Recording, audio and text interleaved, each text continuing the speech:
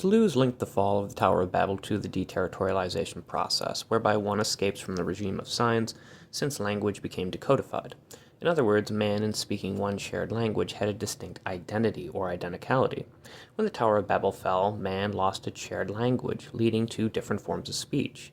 Thus, identity was deterritorialized into endless difference. Once the people dispersed, they were forced to lead nomadic lives, fragmented into a rhizomatic model. Jordan Peterson recently did a video on the Tower of Babel, which I will link below.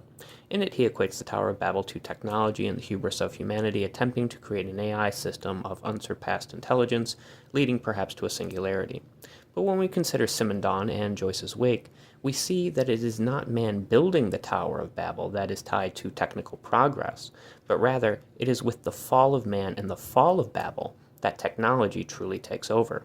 The thunder words in Joyce's Wake deal not just with Gnostic insight, related to the notion of awakening through a thunderclap where we wake up, but to the fall of man akin to Humpty Dumpty. As we noted with McClellan, the thunder words are taken for technological progress, where Joyce is alienating us so we can begin to understand the technological world we are in, akin to how the Wake alienated Dubliners so that they would see Dublin for what it actually was, where the fish understands what the water he is swimming in actually is, as noted by David Foster Wallace.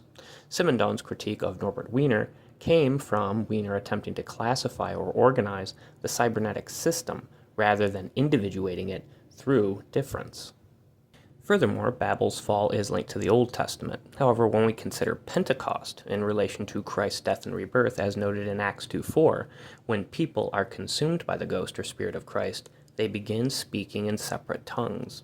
This is linked not just to the different languages as noted in Babel's fall, but to a shamanic trance state, which allows one to encounter the transcendental via a limit experience.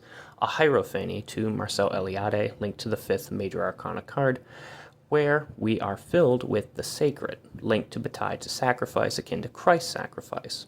There is much more one could say about this, especially in Gnostic terms, if we consider the Old Testament God to be a demiurgic deity, where Yahweh is Yaldabaoth himself.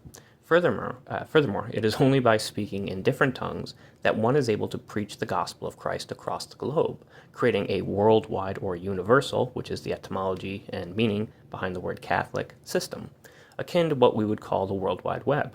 Speaking in tongues is a curse to a demiurgic deity. It is a blessing, however, to those who reach out for redemption through revelation, being reborn. As Crowley noted about love, one must be divided for love's sake so as to be united.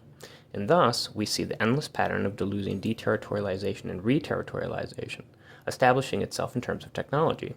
Furthermore, Pentecost is associated with baptism, and baptism is related to being reborn, tied to Jung to the unconscious.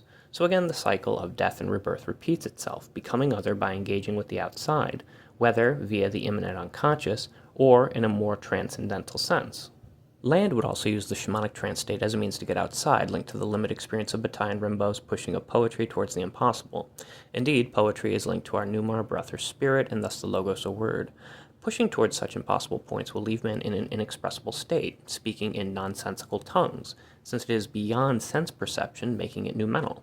But this fall is not an end. It's a death by which one may be reborn akin to Christ's Pentecost, where men speak in tongues when they are filled with his spirit. Now, to land, we cannot know Sophia, since truth with a capital T is tied to the transcendental in Kant's noumenon.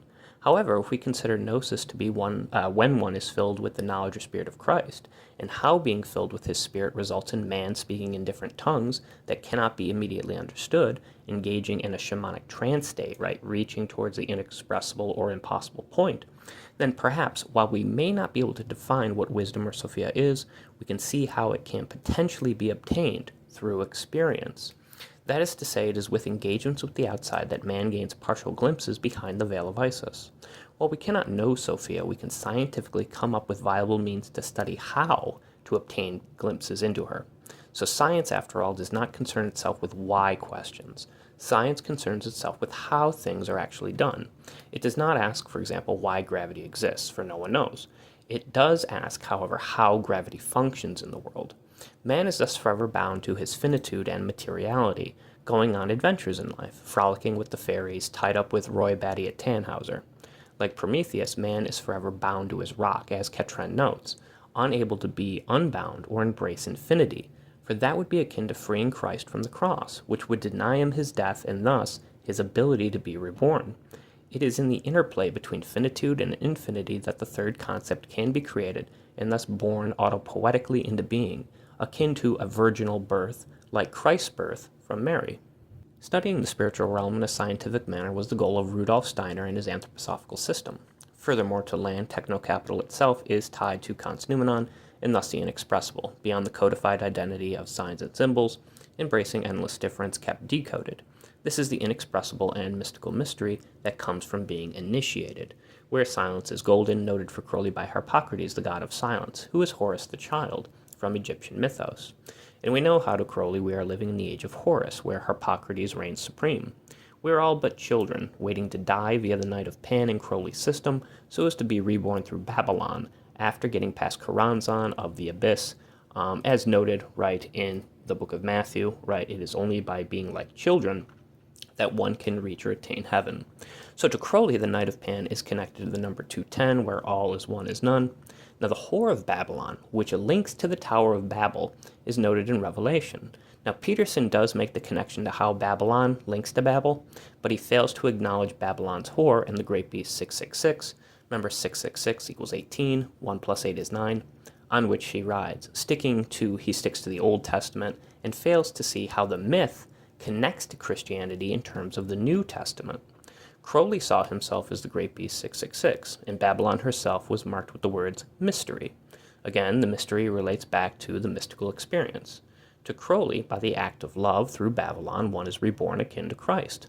Furthermore, it is only by way of Armageddon that the eschaton can be unleashed, which allows for revelation and thus the revealer to be revealed, related to techne to Heidegger as Giorgiani notes, which is also related to Christ to Karl Barth, the revealer who reveals revelation.